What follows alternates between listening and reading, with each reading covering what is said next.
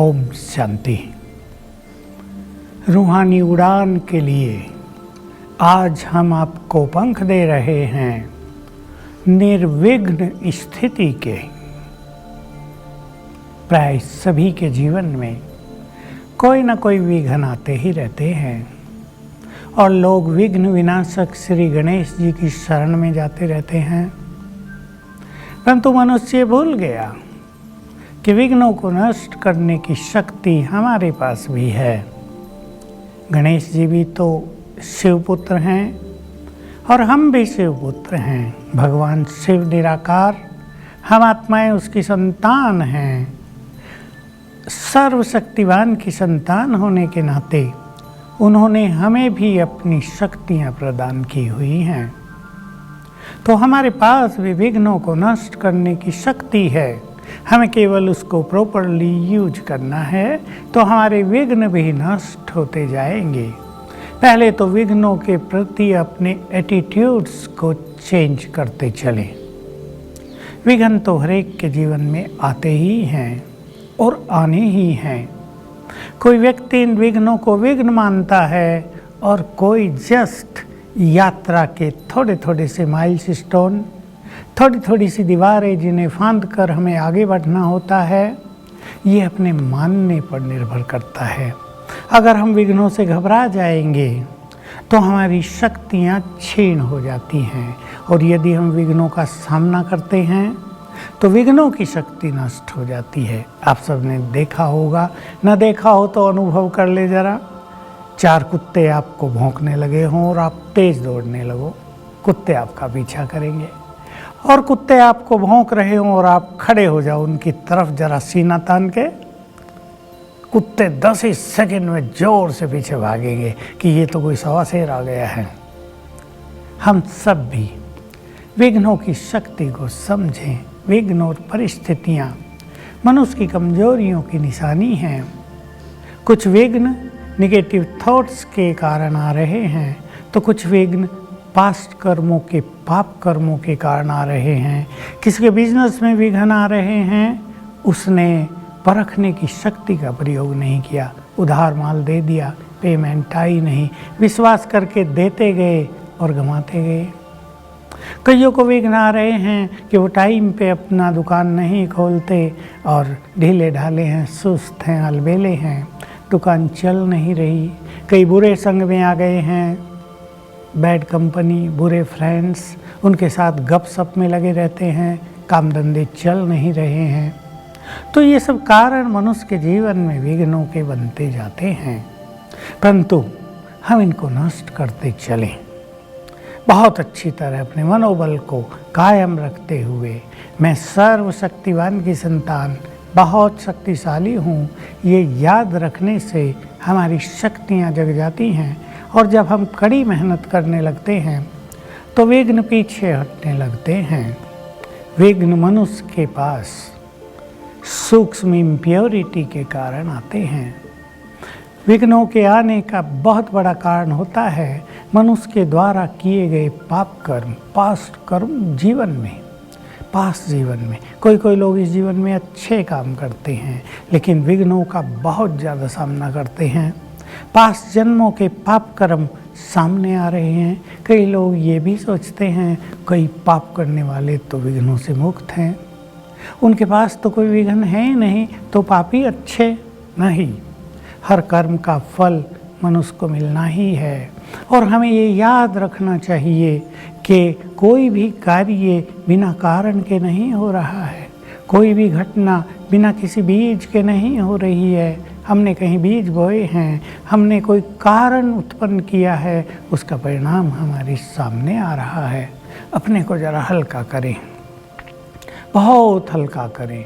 ठीक है, विघ्न आए हैं, अपने मन को विचलित न कर दें, बुद्धि को डिस्टर्ब न कर दें, और शांत भाव से विघ्नों को नष्ट करने के उपायों पर ख्याल करें। अपने गुड फ्रेंड्स से, अपने परिवार वालों से उसकी चर्चा कर लें ताकि सबकी शक्तियाँ आपके साथ एकजुट हो जाएं, आप अकेले ना पड़े। आपके अच्छे फ्रेंड हो, उनसे आप राय ले लें और फिर कार्य को करें। तो समाधान करने की शक्ति आपके अंदर जो है वो जागृत हो जाएगी और विघ्नों का आप समाधान करके उन्हें पार कर सकेंगे। विघ्न तो आने ही हैं, हमें अपने से बात करनी है। जीवन एक सुंदर यात्रा है, यात्रा में उतार चढ़ाव ना हो तो यात्रा कैसी? उतार चढ़ाव तो आने ही हैं।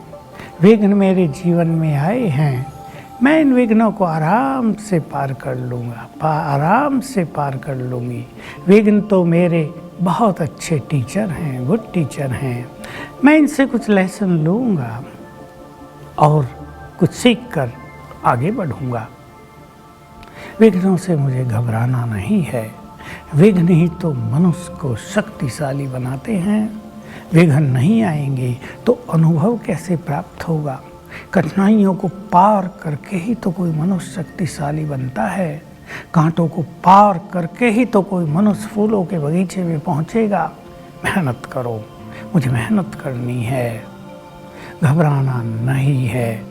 अनेक महान पुरुष अनेक विघ्नों को पार करके अपने चरम लक्ष्य पर पहुँचे। उन्होंने मन से कभी हार नहीं मानी, पीछे मुड़कर नहीं देखा। मुझे भी पीछे मुड़कर नहीं देखना है, अपने को कमज़ोर नहीं करना है। इस तरह अपने से बातें करें। थोड़ा सा एकांत लें। एकांत परम आवश्यक है। मनुष्य को एकांत की बहुत ज़रूरत है। संसार में तो प्राय कोई भी व्यक्ति एकांत में इस तरह का चिंतन नहीं करता, बल्कि साइकोलॉजिस्ट तो कह देते एकांत में न जाओ, नहीं तो डिप्रेशन में चले जाओगे। पर हम जिन्होंने ईश्वरीय ज्ञान लिया है, जो राजयोग के मार्ग पर अग्रसर हैं, उन्हें एकांत में चिंतन के द्वारा अपनी सोई हुई शक्तियों को निरंतर जगाने का प्रयास करना चाहिए। हम जगाएं अपनी शक्तियों को, बस हिम्मत के साथ आगे बढ़ें। रोज सवेरे उठा करें। सवेरे जब सारा संसार सोया होता है तब प्रभु की मदद भी हमें आती रहती है। नेगेटिव वाइब्रेशन से हम मुक्त होते हैं।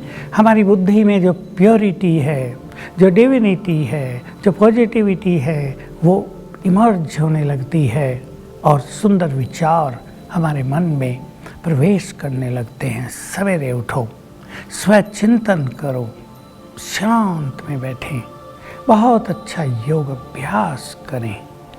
5 बार याद कर लें, मैं सर्वशक्तिवान की संतान हूँ।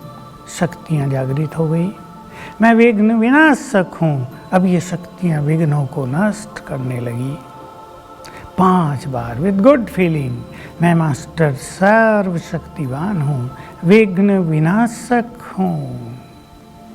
5 बार करेंगे, अनेक विघ्न नष्ट हो जाएंगे। उसके बाद मेरा जीवन निर्विघ्न है, मैं बहुत शक्तिशाली हूँ, मेरे पास निर्णय शक्ति है, मेरी बुद्धि बहुत डिवाइन है। ये सुंदर संकल्प भी 3, 4, 5 बार कर लिया करें तो सोई हुई चेतना जागृत हो जाएगी। और कभी कभी तो अननेसेसरी काले बादल जीवन में आ जाते हैं।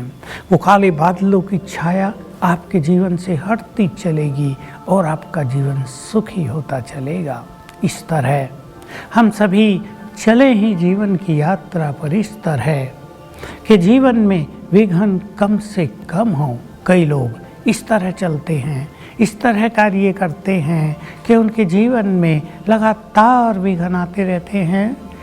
हल्के होकर जिए, सबको साथ लेकर जिए, बहुत प्रेम से जीवन में चलें, सहयोग और सम्मान के साथ जीवन में चलें।